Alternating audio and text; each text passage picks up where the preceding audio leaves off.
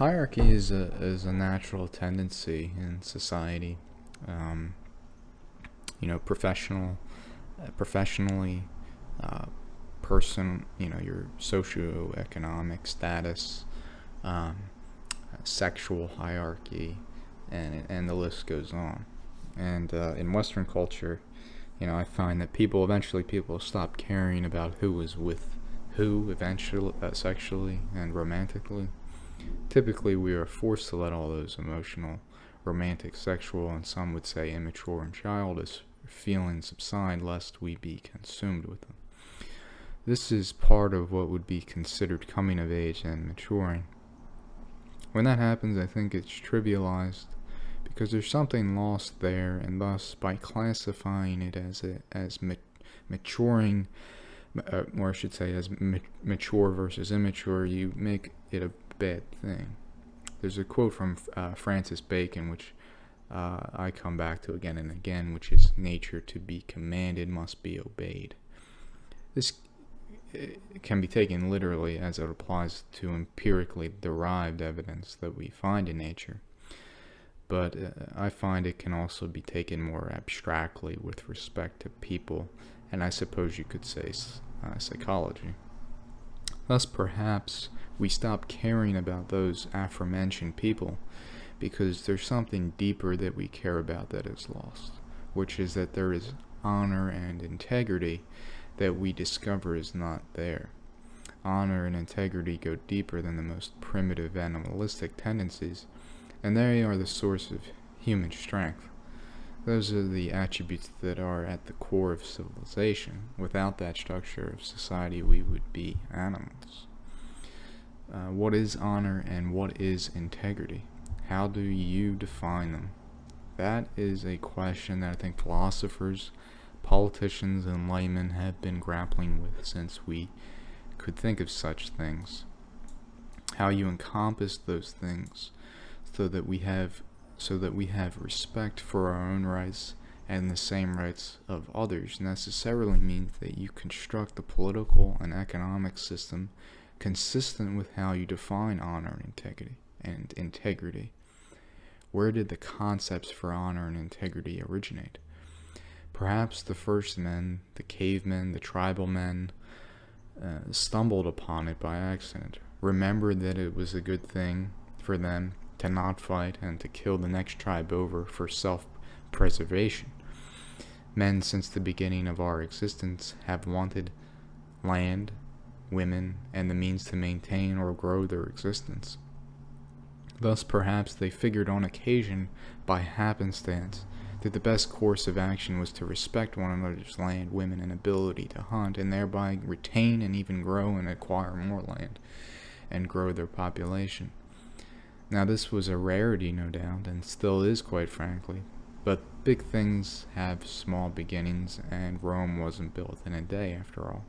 Primitive man did not know how to articulate what honor and integrity were, least of all how to establish a set of laws and political system which encompassed those values. There's a quote from Oscar Wilde: "Men always want to be a woman's first love. Women like to be a man's last romance." When we are young, we are usually, unless you're in a private school, going to be with people of opposite sex, and you don't have any control over that as a young person. And even if you're in a private school, obviously it has to be all boys or all girls. There is a concept that most people don't seem to have learned, which is that it is not possible to do good through bad means, which means you can't use force. You can't force a good thing to happen. It has to happen on its own. You cannot have proactive laws because laws are backed by force or the threat of force. What you can do is have a set of laws that are consistent with honor and integrity, and thus establish a necessary respect for one's rights to life, liberty, and property, and the same rights of everyone else. The general consensus among many intellectuals today is that fundamentally, the restoration of honor in the traditional sense would be a massive step backwards for society and humanity. I would say to them several things. First, you have to know where you come from in order to know where you're going. Second, if things are not going well, you need to look at the direction you've been moving in and backtrack. Perhaps in trying to solve a problem, and this happens all the time, you have to go back several steps or further to the beginning sometimes in your logic, or in math, for example, to find that maybe you made a mistake because you're not getting the correct solution. And thus you have to go back to that earlier stage, because if by some slim chance you eventually do get the right answer to that problem, it will be by the wrong logic, the wrong reasoning, and or incorrect mathematics. That means that it will not be repeatable, and anything that you build on that in the future will be wrong, which is why the reasoning, how you get to the right answer, or how you win, is just as important as getting the right answer and winning. Thirdly, I would absolutely concede that if you do backtrack to an earlier point, it's possible, even quite likely, that you could go down a completely different path that is equally terrible and wrong. However, and fourthly, many, if not most of the things that intellectuals have tried, assuming that most of these intellectuals truly have the good intentions we all hope that they do, I don't disagree with in schools and society and entertainment and elsewhere. For instance, if it doesn't make sense